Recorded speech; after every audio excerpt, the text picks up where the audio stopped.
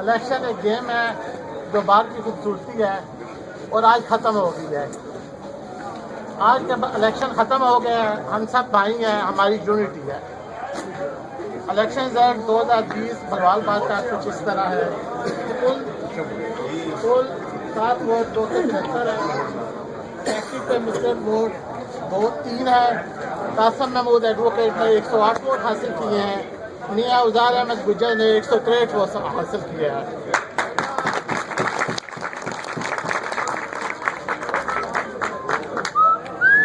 सदर पे कुल कास्ट वोट 274 है। मुस्तरशुदा वोट 2 हैं। शहजाद अलीम एडवोकेट ने 122 वोट हासिल किए हैं। उमैर मुनव्वर ब्लैक ने 150 वोट हासिल किए हैं।